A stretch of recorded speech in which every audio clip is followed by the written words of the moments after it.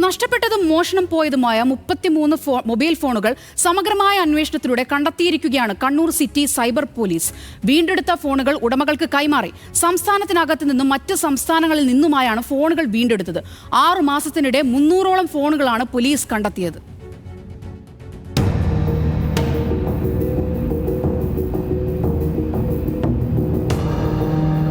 ആദ്യം ഒരു ടെൻഷൻ ഉണ്ടായിരുന്നു. പിന്നെ പറഞ്ഞു ഒരു ബംഗാളിക്ക കിട്ടിയത് റോഡിൽ നിന്ന് വീണ് കിട്ടിയതാണെന്നാണ് പറഞ്ഞത്. പക്ഷെ എൻ്റെ ഫോണിന് ഒരു പൊട്ടലോ ഒന്നും ഉണ്ടായിട്ടില്ല.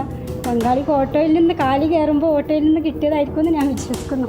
നഷ്ടപ്പെട്ടതും മോഷണം പോയതുമായ മൊബൈൽ ഫോണുകൾ തിരിച്ചു കിട്ടില്ലെന്ന നിരാശ വേണ്ടെന്ന് കണ്ണൂർ സിറ്റി സൈബർ സെൽ വീണ്ടും ഓർമ്മിപ്പിക്കുകയാണ്. ലളിതമായ നടപടിക്രമങ്ങളിലൂടെ ഫോൺ വീണ്ടെടുത്ത് തിരികെ തരാനാകുമെന്നും പോലീസ് ഉറപ്പുതരുന്നു. ഇത്തരത്തിൽ കണ്ടെത്തിയ 33 മൊബൈൽ ഫോണുകളാണ് ഉടമസ്ഥർക്ക് കൈമാറിയത്.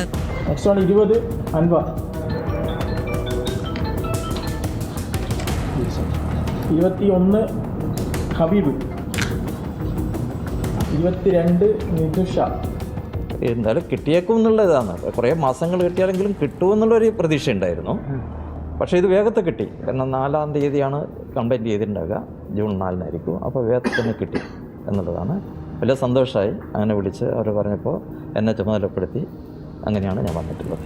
സംസ്ഥാനത്തെ വിവിധ ജില്ലകൾക്ക് പുറമെ തമിഴ്നാട്, ഉത്തർപ്രദേശ്, ഡൽഹി, കർണാടക തുടങ്ങിയ അന്യ സംസ്ഥാനങ്ങളിൽ നിന്നുകൂടിയാണ് ഫോണുകൾ കണ്ടെത്തിയത്. കളഞ്ഞുപോയ ഫോണുകൾ കിട്ടിയവരിൽ നിന്ന് നേരിട്ടും പോലീസ് സ്റ്റേഷനുകൾ വഴിയും കൊറിയർ വഴിയുമാണ് കണ്ണൂരിൽ ഫോണുകൾ എത്തിച്ചത്.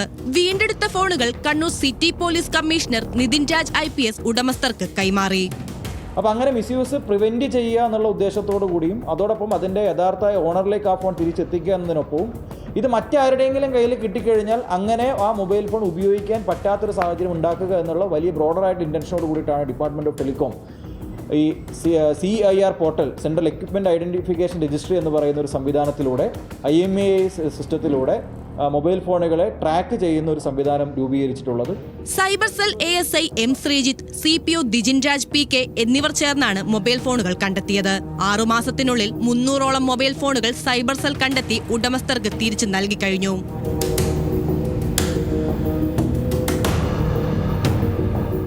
ന്യൂസ് മലയാളം, കണ്ണൂർ.